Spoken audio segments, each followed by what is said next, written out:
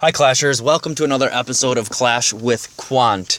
In this episode, I would like to briefly discuss the importance of wall placement within your base.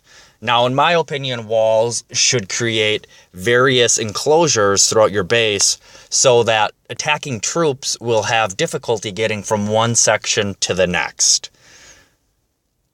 At least that's how I see the importance of walls. And the reason I bring this up is I recently was on a loot raid where the defender had walls positioned throughout his base that didn't create any enclosures, and all of the structures were exposed to my bag troops, that's barbarians, archers, goblins, and I was able to take a significant amount of loot and DE from that defender. So let me go ahead and show you that type of base configuration, which may appear to be creative or clever and look nice because there's symmetry, but at the end of the day, it's not serving the purpose or the intention of walls to keep attackers out. So here's an overview of the base. You can see that there's two corridors going right through the middle with no resistance whatsoever for attackers. And look at these storages. There's 300,000 of each loot available and 15 or almost 1,600 DE. So as you could imagine, this loot raid goes my way. Now, first things first, you want to lure out any CC troops. So here I used 2 goblins to go straight towards that elixir pump.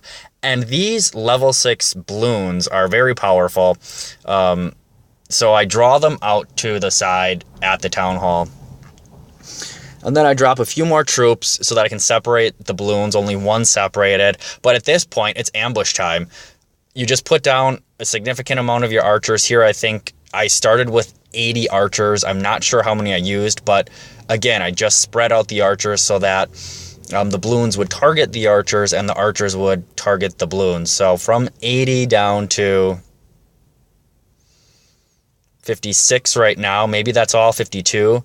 So that's 28 archers. Yeah, it looks like that might be it. So that's 28 archers to take out these 5 or 6 level 6 balloons. So when that's finished, really there's nothing at all stopping my barch or my bag troops from attacking this base. Typical, as I always do, I drop my line of barbarians to clear those first structures as a meat shield, drop down the archers behind. Here I drop my barbarian king because I wanted a meat shield going in the middle. I usually don't bring giants on my attacks, and the barbarian king kind of serves as a giant for me.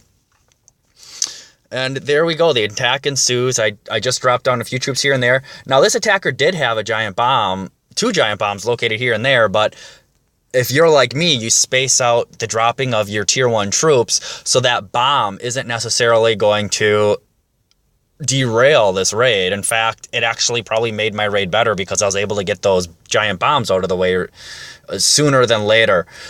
So the attack continues. I'm able to sprinkle in barbarians, archers, and goblins, my heroes, of course. And already, look at this.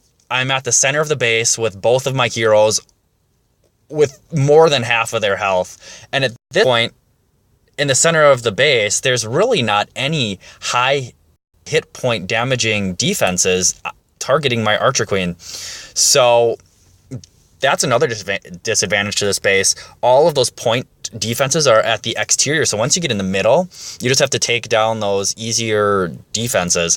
There was this archer tower on top that could have possibly attacked my queen, but I quickly realized that, and I put down some barbarians and archers up top to divert that attention. And here I had 5 more goblins remaining. My queen was being targeted by these mortars, and I put those 5 goblins in and they cleaned up the base. So the point is that if you're going to use walls, use them to create enclosures.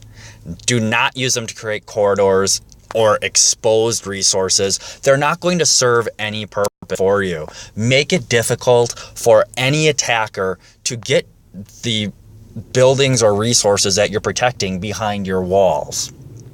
And that's really all of my ruminations for this episode. Once again, thanks for joining. If you have any comments, leave them below, or you'd like to add to the discussion, click the like button and please subscribe. We'll see you next episode.